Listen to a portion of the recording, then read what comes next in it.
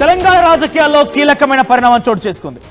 రాష్ట్రపతిని కలిసేందుకు సిద్ధమవుతున్నారు బీఆర్ఎస్ చీఫ్ మాజీ ముఖ్యమంత్రి కేసీఆర్. అయితే త్వరలోనే బీఆర్ఎస్ పార్టీలో ఉన్నటువంటి బీసీ నాయకులతో కలిసి ఢిల్లీ టూర్ ప్లాన్ చేస్తున్నారు కేసీఆర్. బీసీ రిజర్వేషన్ల పైన రాష్ట్రపతిని కలవాలని చెప్పి నిర్ణయం తీసుకున్నట్టు తెలుస్తోంది. రాష్ట్రపతి అపాయింట్మెంట్ కోసం బీఆర్ఎస్ నేతలు ప్రయత్నాలు చేస్తున్నారు. ఢిల్లీలో కాంగ్రెస్ పార్టీ ధర్నా తర్వాత రాష్ట్రపతిని కేసీఆర్ కలిసేలా ప్లాన్ చేస్తున్నారు. మరి తెలంగాణ రాష్ట్రంలో విత్ ఇన్ ద స్టేట్లో అసెంబ్లీలో చర్చ జరిగింది. కేసీఆర్ గైర్హాజరయ్యారు. ఆ తర్వాత పెద్ద ఎత్తున చర్చలు జరుగుతున్నాయి. కేసీఆర్ గైర్హాజరయ్యారు. తన అభిప్రాయాన్ని భావనని కనీసం చెప్పనటువంటి కేసీఆర్ ఇప్పుడు డైరెక్ట్గా రాష్ట్రపతిని కలవబోతున్నారంటే ఒక బిగ్గెస్ట్ ప్లాన్కే తెరలేదని తెలుస్తోంది. బీసీలని మరోసారి వారి యొక్క మనల్ని చొరగొనడం కోసం కానివ్వండి, బీసీల పైన నాకు కూడా ప్రేమ ఉందని చెప్పే రకంగా చాటి చెప్పుకునేందుకు ఆయన కూడా ప్రయత్నం చేస్తున్నట్టు తెలుస్తోంది.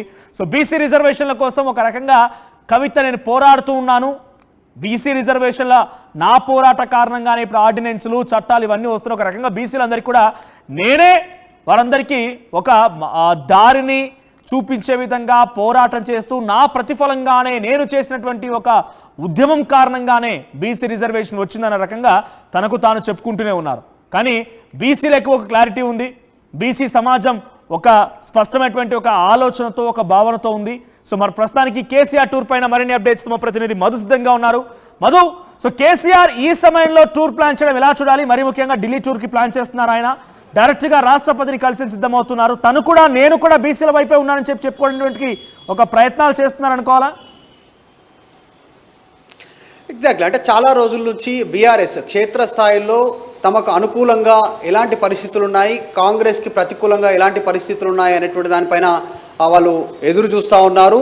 సో మొత్తానికి బీసీ అంశం తెరపైకి వచ్చింది. ఈరోజు అన్ని రాజకీయ పార్టీలు బీసీ అంశాన్నే మాట్లాడుతున్నటువంటి ఒక తప్పని పరిస్థితి క్రియేట్ అయింది తెలంగాణలో. బీసీల కులగణన జరిగిన తర్వాత, మొత్తం కులగణన జరిగిన తర్వాత బీసీల శాతం తెలిసింది. 56% సంబంధించి గతంలో కామారెడ్డిలో ఇచ్చినటువంటి డిక్లరేషన్ 42% బీసీ రిజర్వేషన్ ఇస్తాము అనేటువంటిది కాంగ్రెస్ మేనిఫెస్టోలో ఏదైతే పెట్టిందో, రాహుల్ గాంధీ ప్రకటన చేశారో, ఈ అంశాన్ని పెద్ద ఎత్తున ప్రచారం చేసింది కాంగ్రెస్. దాదే అంశం పైన బిల్లులు ఓకే చేశారు, ఆమోదింపుకొని కేంద్రానికి పంపారు. తర్వాత అది ఇంకా పెండింగ్ ఉండడంతో ప్రస్తుతం ఇప్పుడు ఆర్డినెన్స్ తీసుకొచ్చారు. అది గవర్నర్ దగ్గర పెండింగ్ ఉన్నటువంటి సిచ్యువేషన్. ఈ అంశం పైన కాంగ్రెస్ పార్టీ నాయకులంతా ఢిల్లీ టూర్ షెడ్యూల్ ప్లాన్ చేసుకున్నారు. 5, 6, 7వ తారీఖు సంబంధించి 5వ తారీఖు రోజు పార్లమెంట్లో వాయిదా తీర్మానాన్ని పెట్టాలి అనేటువంటి ఒక ఆలోచన చేస్తూ ఉన్నారు. ఆ రకంగా ఒత్తిడి చేయాలి కేంద్ర ప్రభుత్వం దగ్గర. రాష్ట్రపతి అపాయింట్మెంట్ కోరున్నారు. తర్వాత జంతర్ మంతర్ దగ్గర ధర్నా చేయనున్నారు. ప్రతి జిల్లా నుంచి 50 మంది మొత్తం ఎమ్మెల్యేలు, ఎమ్మెల్సీలు, రాజ్యసభ సభ్యులు, ముఖ్యమంత్రి, మంత్రులు అందరూ అటెండ్ కావడానికి ప్లాన్ చేసుకుంటున్నారు. ఇక్కడే కాంగ్రెస్ పార్టీ దొరికిపోయింది బీసీలను మోసం చేస్తూ అంటూ అంశాన్ని బీఆర్ఎస్ లేవనెత్తుకుంది. ఎందుకు ఈ అంశాన్ని సీరియస్గా తీసుకోవాలనుకుంటుంది అనేటువంటిది దానిపైన బీఆర్ఎస్ పార్టీ నాయకులు మాట్లాడుతున్నారు. కేసీఆర్ బీఆర్ఎస్ పార్టీ అధ్యక్షుడు సూచన మేరకు బీఆర్ఎస్ రంగంలోకి దిగుతూ ఉన్నట్టుగా తెలుస్తూ ఉంది. మొదటి నుంచి కాంగ్రెస్ పార్టీ బీసీలను మోసం చేస్తూ వస్తూ ఉంది. అందులో భాగంగానే 9th షెడ్యూల్ ఒక్కటే మార్గం. ఆల్రెడీ రాష్ట్రపతి దగ్గర పెండింగ్ ఉన్న తర్వాత మళ్ళీ ఇప్పుడు ఆర్డినెన్స్ తేవడం వెనకాల ఉద్దేశం ఏంటి అనేటువంటి దాన్ని వాళ్ళు ప్రస్తావిస్తూ ఉన్నారు. సో బీసీలను మోసం చేయబోతూ ఉన్నారు. పార్టీల పరంగా ఇప్పుడు బీసీలకు స్థానాలు కేటాయిస్తే గెలిచే పరిస్థితి లేదు, బీసీలు మళ్ళీ అన్యాయానికి గురే అవకాశం ఉంది రాష్ట్రంలో అనేటువంటిది బీఆర్ఎస్ ఈ అంశాన్ని లేవనెత్తేటువంటి సిచ్యువేషన్ కనిపిస్తూ ఉంది. గతంలో ఆల్రెడీ బీఆర్ఎస్ చేసినటువంటి అంశం కూడా కేంద్రం దగ్గరనే, రాష్ట్రపతి దగ్గరనే పెండింగ్ ఉంది. ఈ అన్ని అంశాలను వివరించడానికి బీఆర్ఎస్ సంబంధించిన బీసీ నాయకులను తీసుకొని కేసీఆర్ ఢిల్లీ వెళ్ళనున్నట్టుగా తెలుస్తూ ఉంది. రాష్ట్రపతి అపాయింట్మెంట్ కోసం బీఆర్ఎస్ ట్రై చేస్తూ ఉంది. రాష్ట్రపతిని కలిసి అక్కడే కార్యాచరణ సిద్ధం చేసి వచ్చే స్థానిక సంస్థల ఎన్నికల్లో కాంగ్రెస్ బీసీల పేరిట చేసినటువంటి డ్రామాను ప్రజలకు వివరించాలి అనేటువంటిది బీఆర్ఎస్ ఒక కార్యాచరణ రూపొందించుకుంటున్నట్టుగా తెలుస్తూ ఉంది.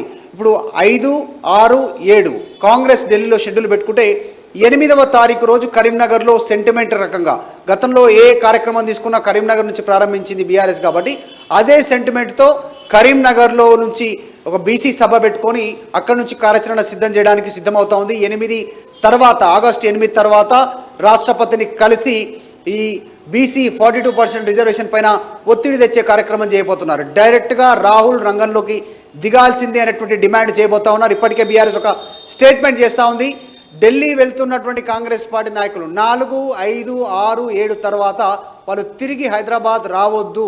గతంలో ఎట్లయితే కేసీఆర్ నేను తెలంగాణలో అడుగు పెడతాను అంటూ ఢిల్లీ వెళ్తూ స్టేట్మెంట్ చేశారో అట్లనే బీఆర్ఎస్ సంబంధించినటువంటి ఇప్పుడు డిమాండ్ చేస్తూ ఉన్నారు. కాంగ్రెస్ నాయకులంతా కూడా 5, 6, 7 తర్వాత 42% రిజర్వేషన్ తోటే తెలంగాణకు తిరిగి రండి, అప్పటి వరకు రావద్దు అనేటువంటి డిమాండ్ని తెరపైకి తెస్తూ ఉన్నారు. సో మొత్తానికి కేసీఆర్ మళ్ళీ యాక్టివ్ అయ్యేటువంటి అంశం కోసం చూస్తూ ఉన్నారు. ఈ బీసీ అంశంతో క్షేత్రస్థాయిలోకి రావాలి అనేటువంటి అంశంతో కేసీఆర్ ఆలోచిస్తున్నట్టుగా తెలుస్తుంది. అందులో భాగంగా రాష్ట్రపతిని కలవడానికి ప్లాన్ చేస్తున్నట్టుగా తెలుస్తూ ఉంది. అపాయింట్మెంట్ కోరుతా ఉన్నారు. సో దానికి సంబంధించిన కార్యాచరణ రూపొందిస్తున్నారు. Thank you Madhu. సో ఎట్టకేలకి బీఆర్ఎస్ చీఫ్ మాజీ ముఖ్యమంత్రి కేసీఆర్ బయటకు వస్తున్నారు. ఢిల్లీకి వెళ్ళిపోయి బీసీ రిజర్వేషన్ అంశంతో రాష్ట్రపతిని కలవాలని ఒక ఆలోచనతో ఉన్నారు. కాంగ్రెస్ పార్టీ ఒక ధర్నాకు పిలుపునిచ్చింది. జంతర్ మంతర్ దగ్గర కలిసి అక్కడ ధర్నా చేయడంతో పాటుగా ప్రధానిని కలవాలి, రాష్ట్రపతిని కలవాలని చెప్పి ఒక నిర్ణయం తీసుకొని ముందుకు వెళ్తోంది. కాబట్టి ఆ తర్వాత కేసీఆర్ కూడా డైరెక్ట్గా రంగంలోకి దిగి బీఆర్ఎస్ బీసీ నేతలతో ఢిల్లీ టూర్లో ప్లాన్లో ఉన్నారు. సో నిజంగా తెలంగాణ రాష్ట్రంలో బీసీలకి న్యాయం జరగాలంటే ఎవరు కీలక పాత్ర పోషిస్తూ ఉన్నారు, ఎవరు దానికి ఒక రకంగా ముందడుగు వేస్తున్నారు? సో మీ అభిప్రాయం ఏంటి కామెంట్ చేయండి. బీసీల పక్షపాతి ఎవరు, బీసీల వ్యతిరేకులు ఎవరు అనేది కామెంట్ చేసే ప్రయత్నం చేయండి. సో ప్రస్తుతానికి ఎవరికి వారు బీసీల వైపుగా మేమే ఉన్నామని రకంగా నమ్మించడానికి, బీసీల మన్ననలు పొందడానికి చాలా తీవ్రంగా ప్రయత్నాలు అయితే చేస్తున్నారు. మరి ఆ ప్రయత్నాల్లో నెగ్గేదెవరు, ఆ ప్రయత్నాల్లో ఓటమి పాలయ్యేదెవరు మాత్రం చూడాల్సిన అవసరం అయితే ఉంది. సో మీ అభిప్రాయాన్ని కామెంట్ చేయండి. తెలంగాణలో బీసీలకు న్యాయం జరగాలంటే అది ఎవరితో సాధ్యమవుతుందో.